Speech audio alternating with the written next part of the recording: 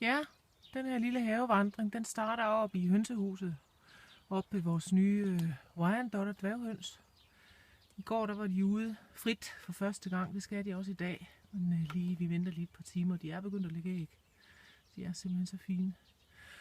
Hønsehuset her, det ligger simpelthen oppe i spidsen af vores have. Vores have, det er formet som en trekant. Så nu vender jeg mig lige om, og så ser vi ned på huset, og så om bag ved huset ligger så resten af haven. Heroppe, det er faktisk det eneste rum, som vi har, hvor der sådan er lidt læ. Der er de store bøgetræer, og så er der lidt nøddebuske og forsyt og så videre. Komposten. Det heroppe, jeg har roser. Og jeg har... det passer næsten sig selv. Så vi lige lukket hønsehuset. Jeg har masser af geranium, som dækker for ukrudten. Der er masser, rigtig meget skvalderkål. Men det kan geranium altså holde nede, lige så snart det kommer op. Herovre er der masser af selvsået alium, som kommer. Og nogle meget smukke mosroser. Jeg kan ikke huske, hvad de hedder nu. Så går vi nedad. Det hele er altså nordpå. Det er morgen nu. Det er en meget, meget smuk morgen. Og her har vi den ene af kattene. Lille skid. Vores glasgran. Her kommer der Ingrid Bergman roser. Herovre røde har jeg sat røde luginer. Her er lidt af hvert. Geranium. Lungeurt, som et snuppet en lille aflægger af på Samsø. Stikkelsbær. Og det her, det er faktisk lidt mindeværdigt, fordi her stod et store gamle asketræ, som vi var nødt til at fælde, da vi skulle bygge huset. Det var et meget, meget smukt stort træ.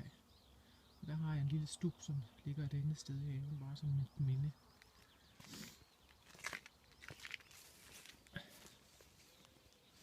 Og så går vi ellers derned af, og nu kan vi se hele haven.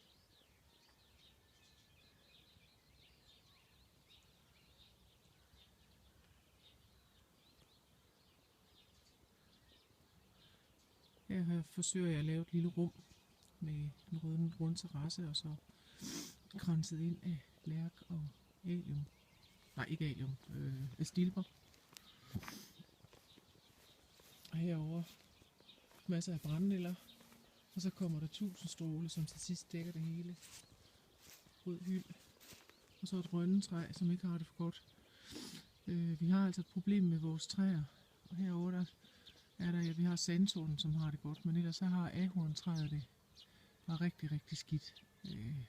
Det begyndte at skyde lidt igen, men jeg tror altså, vi har noget topsyge, som også går ud over, faktisk halvdelen af de æbletræer, der er i æbleespalieret, har det nærmest gået ud. Og så forsøgte jeg så at kappe toppen af det her rønnetræ, for at se, om jeg kunne få det til at skyde igen, men jeg tror altså ikke, der kommer noget. Her har vi de store højbede. Nu går jeg ind i køkkenhaven med lidt af hvert. Løg, kartofler, salat. Her i de runde, der er der rød Estes langehvidløg.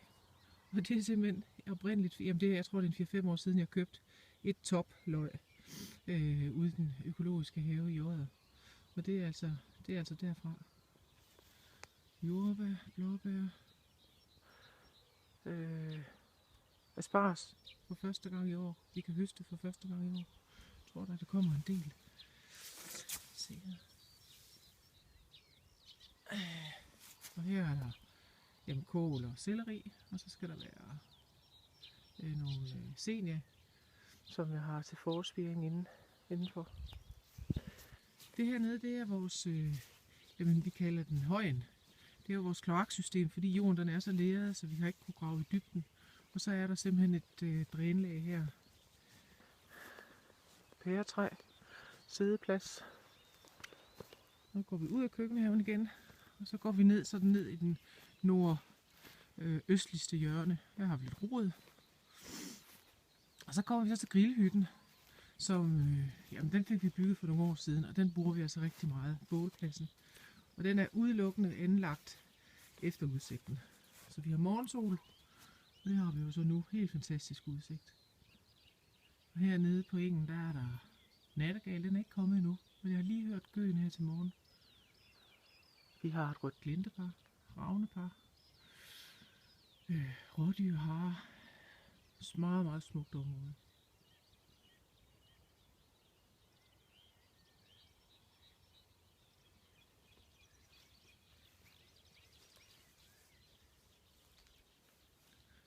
Og vi har allerede brugt grillhytten noget. Vi sad herinde i går aftes. Og så, jamen så herude, altså vi har jo marker til alle, dyrket marker til alle sider. Og det er ikke økologiske landmænd, skulle jeg hilse at sige. Man kan nærmest se på sprøjtesporene her, hvor store maskinerne er. Så det har været lidt svært at finde ud af, hvad det er, jeg skal bruge som hæk. Fordi at de får altså en ordentlig omgang gang imellem. Og jeg har altså valgt ikke at have hæk. Jeg startede egentlig med nogle pyntelaurbær. Eller kirsebærlaurbær. Og de gik altså ud.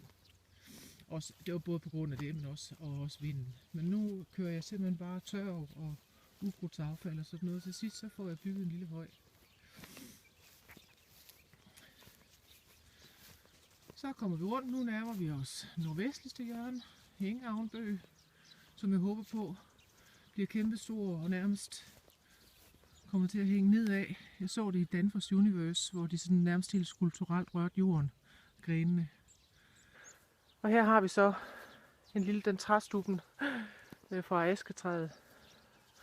Og sådan med tiden håber jeg fandt nogle askeskud lige heroppe ved spidsen, sydspidsen. Og jeg håber, at de kan komme til at danne sådan en lille hæk. Så er der en sædeplads. Og så sætter jeg mig nu og kigger på vores, jamen, ja, det er jo det, jeg kalder min klosterhave. Og højbeden, der er 17 højbede, som lige nu er i en meget, meget ringe forfatning. De har været skilt ad.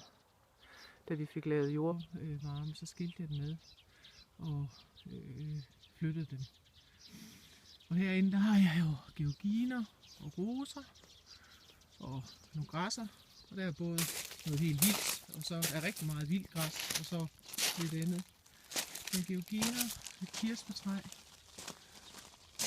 Og det hele er jo nyt, altså faktisk nyanlagt, ikke? Efter vi fik lavet jordvarmeanlæg. Og sådan her ser rigtig mange højbilleder ud. Så der skal altså ske noget.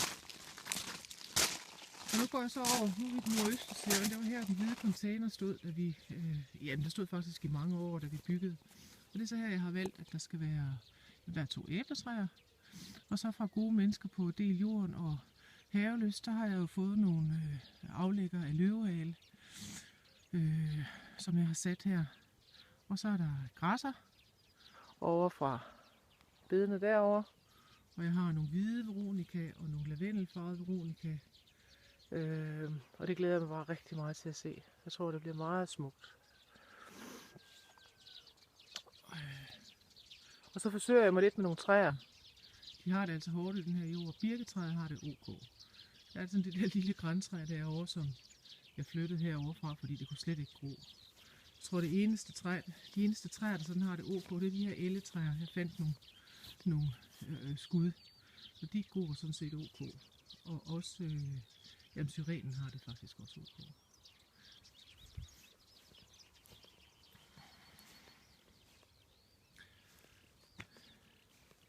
Nu går jeg op med min trillebørsbakke og ud på vejen, som jo er en meget lille vej.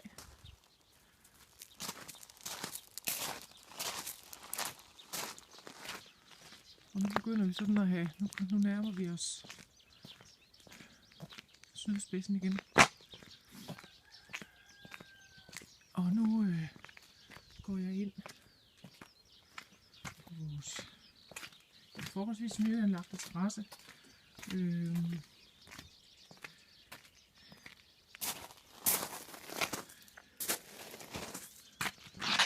Og sådan, jeg ville jo rigtig gerne have en hæk, der kunne tåle vind og vejr. Og så, jeg synes, havtorne er rigtig, rigtig smukke, så dem valgte jeg at sætte her. Og de kommer også rigtig fint. Jeg havde bare ikke lige forudset, at de laver nogle fantastisk kraftfulde rodskud. Og de er allerede i gang med at løfte terrassen.